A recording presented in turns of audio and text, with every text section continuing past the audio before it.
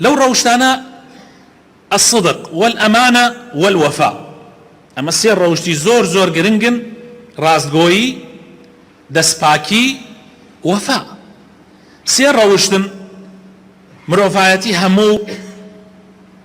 بەباش ێزانن، بەپەسەند ێزانن، دژەکانیشی کە درۆیە، ناپاکیە، بێوەفاییە، هەموو مرۆڤایەتی بەخراپ ێزانن. رسول الله صلى الله عليه وسلم مشهور بووە پێش ئیسلامیش، پێش ئەوەی کە خوای تەعالا وحی بۆ بنێرێ و ببێ بە پێغەمبەر، لەناو قەومەکەیان مەشهور بووە بەس الصادق الأمين، بە ئەو پیاوەی کە ڕاستگۆیە، بە ئەو پیاوەی کە دەستپاکە و وەفای پێغەمبەری خوا صلی الله عليه وسلم دەنگی داوەتەوە. وەفای پێغەمبەر صلی الله عليه وسلم بەرامبەر بە خێزانەکانی، وەفای پێغەمبەری خوا صلی الله عليه وسلم بەرامبەر بە دۆست و خزمەکانی، وەفای پێغەمبەری خوا صلی الله عليه وسلم بەرامبەر بە مسلمانان، تەنانەت وەفای پێغەمبەری خوا صلی الله عليه وسلم بەرامبەر بە کافرەکانیش. هەر کافرێک ڕۆژێ لە ڕۆژان چاکەیەکی کردبێ بۆ پێغەمبەری خوا صلی الله عليه وسلم، پێغەمبەری خوا لە یادی نەکردووە، دوای چەندین ساڵ باسی کاتەوە. يعني پێغەمبەری خوا صلی الله عليه وسلم ضرب المثل بووە،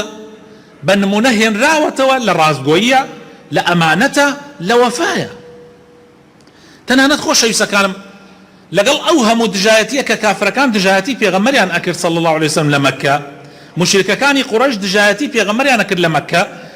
ئەوانەیان کە دەوڵەمەند بوون، خاوەن سەروەت و سامانێکی زۆر بوون، سقیان بە ماڵ و مناڵی خۆیان نەبوو پارە و سەروەت و سامانەکەیان لە ماڵی خۆیان نەدانن،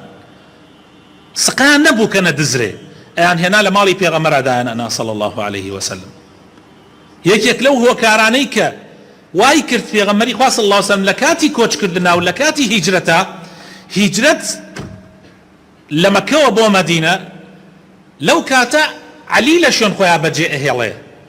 یعنی ئیمامی عەلی ئامۆزای لە شوێن خۆیان بەجێ ئەهێڵێ، خوای لێ ڕازی بێ، بۆ یەکێ لە هۆکارەکانی ئەوەیە کە هەندێ ئەمانەتی سەرگەورەکان و دەوڵەمەندەکانی قوڕەیش کە ئەوان قەراریان داوە بیکوژن ئەو شەوە، يعني هەر کەسێکی تر بێ پارە و سامانەکەیان ئەبا، بەڵام پێغەمبەری خوا صلی الله عليه وسلم ئیمامی عەلی ئەخاتە خەتەرترین موقفەوە کە ئیحتیمالەیە بشکوژرێ لەبەر ئەوەی ئەو ئەمانەتانە بگەڕێنێتەوە بۆ خاوەنەکانی. ئەمەش ئیتر ئەگەر ئەمە ناونەنرێ ڕاستگۆیی، ئەمانەت، وەفا،